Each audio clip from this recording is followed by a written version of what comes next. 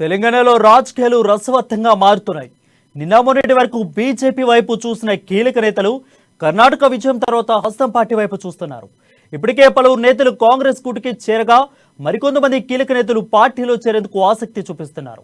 ఈ తరుణంలో బీజేపీలోని కీలక నేతలు కాంగ్రెస్ పార్టీలో చేరేందుకు సిద్ధమైనట్లు తెలుస్తుంది. ఈటెల రాజేందర్, కొండా విశ్వేశ్వరరెడ్డి కాంగ్రెస్ లోకి వెళ్లేందుకు రెడీ అవుతున్నట్లు సమాచారం.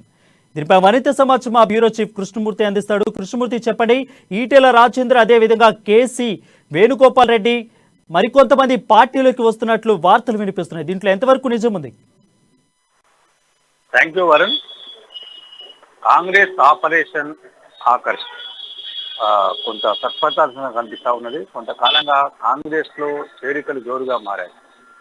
గత కొంతకాలంగా బీజేపీలో అసంతృప్తిగా ఉన్నటువంటి, అంటే బీజేపీ నాయకత్వంలో అసంతృప్తిగా ఉన్నటువంటి ఈటెల రాజేందర్తో సహా మాజీ ఎంపీ చేవెళ్ల మాజీ ఎంపీ కొండా విశ్వేశ్వరరెడ్డి కూడా కాంగ్రెస్ లో చేరుతున్నారన్న వార్తలు వినిపిస్తా ఉన్నాయి. అంటే కొంతకాలంగా వాస్తవాన్ని చెప్పాలంటే కవితను అరెస్ట్ చేయకపోవడాన్ని ఆ బీజేపీ నాయకత్వం పైన కొండా విశ్వేశ్వరరెడ్డి కొన్ని ప్రశ్నలు సంధించారు. ఆ తర్వాత ఆయన క్లారిటీ ఇచ్చినప్పటికీ కొంతకాలంగా ఆయన పార్టీ కార్యక్రమాలకు కానీ పార్టీ వ్యవహార దూరంగా ఉంటూ ఉన్నారు. మరో పక్కన ఈటెల రాజేందర్ తనకు రాష్ట్ర పార్టీ అధ్యక్ష బాధ్యత అప్పగించాలని ఆయన పట్టుబడుతున్నారు. తర్వాత ఇటీవల కొద్ది రోజుల క్రితం ఆయన ఢిల్లీ వెళ్ళి నడ్డాతో పాటు అమిత్ షా తదితరులను కలిసి తన మనసులోని డిమాండ్ వాళ్ళ ముందు నుంచి వచ్చారు. వాళ్ళ నుంచి ఎటువంటి స్పందన రాలేదు. దాంతో అప్పటి నుంచి ఆయన కూడా పార్టీ కార్యాలయానికి, పార్టీ కార్యకలాపాలకు దూరంగా ఉంటామని, అయితే తాను బీజేపీలో ఉన్నాను, పార్టీ మారను చెప్తున్నప్పటికీ ఆయన పక్కచూపులు చూస్తున్న విషయం కొంత స్పష్టమవుతా ఉంది. ఆయన అంచెలు కూడా పార్టీ కార్యక్రమాలకు దూరంగా ఉంటుంది. తాజాగా అంటే ఆపరేషన్ ఆకర్ష్ లో కొంత రేవంత్ టీంతో పాటు, పిసిసి అధ్యక్షుడు రేవంత్ రెడ్డి టీంతో పాటు కేసీ వేణుగోపాల్, అదే సునీల్ కనుగోలు, వీరు కూడా కొంత బీజేపీలోని అసంతృప్తుల వైపు దృష్టి సారించి వారితో సానుకూలత కోసం ప్రయత్నం చేస్తూ కొంత సక్సెస్ అవుతా ఉన్నారు. అందులో భాగంగానే కాంగ్రెస్ పార్టీ సీనియర్ నేత, ఏఐసిసి నేత కేసీ వేణుగోపాల్తో వీళ్ళతో టచ్ లోకి వచ్చి వీరు మాట్లాడినట్టు తెలుస్తా ఉన్నది. అయితే దీనికి కూడా గ్రీన్ సిగ్నల్ ఇచ్చారు. ఈ నెల 22 లేదా 26వ తేదీన పొంగులేటి శ్రీనివాసరెడ్డి అండ్ జూపల్లి కృష్ణారావు వీళ్ళు పార్టీలో చేరుతున్నట్టు తెలుస్తా ఉన్నది. ఈ నేపథ్యంలోనే ఈటెల రాజేందర్, అదేవిధంగా కొండా విశ్వేశ్వరరెడ్డి, కొంతమంది మాజీ ఎమ్మెల్యేలు, మాజీ జడ్పీ చైర్మన్లు, వీళ్ళందరూ కూడా కాంగ్రెస్ లో చేరబోతున్నారు. అంటే భారీ ఎత్తున చేరబోతున్నారని తెలుస్తా ఉన్నది. అయితే ఈ చేరికలు ఢిల్లీలో జరగాల, హైదరాబాద్ లో జరగాల అనే విషయంలో కొంత స్పష్టత రావాల్సిన అవసరం ఉంది. అయితే ఈ 2 రోజుల క్రితము ఎంపీ కోమటిరెడ్డి వెంకటరెడ్డి ప్రియాంక గాంధీని కలిసినప్పుడు ఆయన కూడా తన మనసులో మాట చెప్పారు. మీరు తరచూ రావాలి, తెలంగాణలో విస్తృతంగా పర్యటించాలి, వారానికి ఒకసారి టూర్ చేయాలని చెప్పి కోరారు. దానికి ప్రియాంక గాంధీ కూడా ఓకే చెప్పినట్టుగా ఆయన కోమటిరెడ్డి వెంకటరెడ్డి చెప్పారు. అయితే ప్రియాంక గాంధీ రాక నేపథ్యంలో జరుగుతుందా, ప్రియాంక గాంధీ ద్వారా బహిరంగతో నిర్వహించి ఖమ్మంలో కానీ, కరీంనగర్లో కానీ, లేదంటే హైదరాబాద్ లో కానీ భారీ బహిరంగ సభ నిర్వహించి చేరికల కార్యక్రమం నిర్వహిస్తారన్న స్పష్టత రావాల్సిన అవసరం. మొత్తంగా చూస్తుంటే బీజేపీకి కాంగ్రెస్ పార్టీ శాఖల మీద శాఖలు ఇస్తుందని చెప్పొచ్చు. కర్ణాటక ఎన్నికల తర్వాత కొంత బీజేపీలో నిస్తేజం ఏర్పడింది.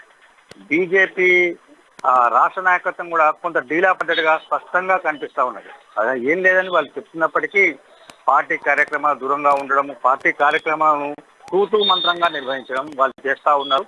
అయితే ఈ నెల 15వ తేదీన ఖమ్మంలో అమిత్ షా బహిరంగ సభ ఉంటుందని చెప్పినప్పటికీ అక్కడ బహిరంగ సభ చివరి క్షణంలో రద్దు చేయడం కూడా పార్టీ శ్రేణుల్లో పూర్తి ఉద్దేశం ఆవహించిందని చెప్పొచ్చు. ఈ నేపథ్యంలోనే బీజేపీ అంటే బలహీనపరుస్తున్నటువంటి బీజేపీని మరింత బలహీనపరిచి లో ఉన్నటువంటి పార్టీ సీనియర్లను కానీ, పార్టీ అసంతృప్తులను కానీ నాయకత్వం మీద కొంత అలకతో ఉన్నంత వాళ్ళని వలవేసి లాక్కోవాలని కాంగ్రెస్ చేసిన ప్రయత్నాలు కొంత సక్సెస్ తెలుస్తా ఉన్నాయి. అందులో భాగంగానే ఈటెల రాజేందర్ వీరంతా కూడా చేయడానికి సిద్ధమయ్యారని తెలుస్తా ఉన్నారు. అయితే ఇప్పటికీ కాంగ్రెస్ పార్టీ నుంచి ఈటెల రాజేందర్ చేస్తున్న సంకేతాలు వచ్చినప్పటికీ ఇటు బీజేపీ కానీ, అటు ఈటెల రాజేందర్ కానీ ఎవరు స్పందించలేదు. దీని విషయంలో 1-2 రోజులు స్పష్టత వచ్చే అవకాశం ఉంది. వాళ్ళు మనం ఒక చూడొచ్చు, ఇక్కడ ఈటెల రాజేందర్కి అదేవిధంగా బండి సంజయ్కి వీళ్ళిద్దరికీ విభేదాలు ఉన్నాయని వార్తలు అయితే హల్చల్ అవుతున్నాయి. అదేవిధంగా మొన్నే కేంద్ర ప్రభుత్వం పార్టీ హైకమాండ్ అయితే క్లియర్గా ఇచ్చేసింది. ప్రస్తుతానికైతే అధ్యక్షులు రాష్ట్ర అధ్యక్షులు బండి సంజయ్ అని తెగ్గొట్టి చెప్పింది. సో అందుకనే ఈటెల రాజేందర్ ఈ పార్టీలోకి వస్తున్నట్లు తెలుస్తుంది. దీంట్లో ఎంతవరకు నిజం అంటే ఒక ఒక ఒక కేంద్ర ప్రభుత్వం లేదా ఒక పెద్ద పార్టీలో ఉన్న ఒక మెంబరు ఈటెల రాజేందర్ అంటే చేరికల కమిటీకి ఒక అధ్యక్షుడు, అలాంటి చేరికల కమిటీలో ఉన్న ఈటెల రాజేందర్ మరొక పార్టీలోకి చేరడం అనేది ఏ విధంగా చూడొచ్చు? అంటే వాస్తవానికి బీజేపీలో ఈటెల రాజేందర్ కీలక నేత, టీఆర్ఎస్ కీలక భూమికను పోషించారు. అంటే కేసీఆర్ తర్వాత ఈటెల రాజేందర్ కీలక భూమిక పోషించారు. ఉద్యమ సమయం నుంచి మొన్నటి వరకు 2018 వరకు 2020 వరకు కూడా వారు కీలక భూమిక పోషించారు.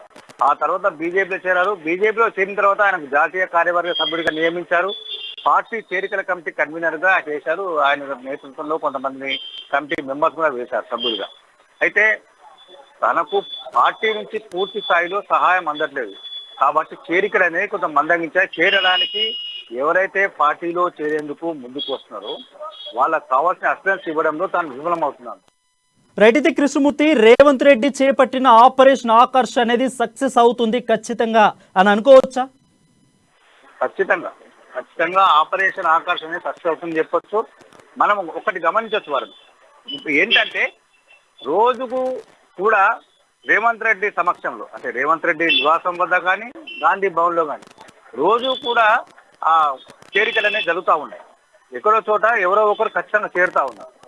ఇందులో తాజాగా మాజీ ఎమ్మెల్సీ అంటే ఇప్పుడు సిట్టింగ్ ఎమ్మెల్సీ కూడా ఒకరు చేయడానికి అంటే పొంగులేటి శ్రీనివాస్ రెడ్డి, జూపల్లి కృష్ణారావుతో పాటు వారు చేయడానికి ముందుకు వచ్చారు. అంటే కాంగ్రెస్ పార్టీ రాష్ట్రంలో రోజుకు బలపడుతుందని చెప్పొచ్చు. ఏదైతే కర్ణాటక ఎన్నికల్లో కాంగ్రెస్ పార్టీ విజయం సాధించిందో దక్షిణాదికి హబ్గా కర్ణాటకను బీజేపీ భావించింది. అట్లాంటి రాష్ట్రంలో కాంగ్రెస్ పార్టీ బీజేపీని ఘోరంగా దెబ్బతీసి అధికారంలోకి వచ్చింది. కాబట్టి దక్షిణాదిలో బీజేపీకి బలం లేదు, బలహీనంగానే ఉంది అని చెప్పేసి నిరూపించాలని చెప్పేసి భావిస్తున్నటువంటి కాంగ్రెస్ పార్టీ తెలంగాణలోనూ పాగా వేయాలి, అధికార బీఆర్ఎస్ తో పాటు బీజేపీని ఘోరంగా దెబ్బతీయాలి అన్న వ్యూహంతో వెళ్తా ఉన్నది. ఆ వ్యూహానికి కూడా కొంత వాళ్ళకు గ్రీన్ సిగ్నల్స్ వస్తూ ఉన్నాయి. అక్కడ సక్సెస్ అవుతున్నా మనకు స్పష్టంగా అంటే జరుగుతున్న పరిణామాలు చూస్తున్నా కొంత సక్సెస్ అవుతున్నారు వాళ్ళు అని చెప్పేసి మనకు స్పష్టంగా తెలుస్తూ ఉన్నది Varun. Right. Thank you Krishnamurthy for the clear updates.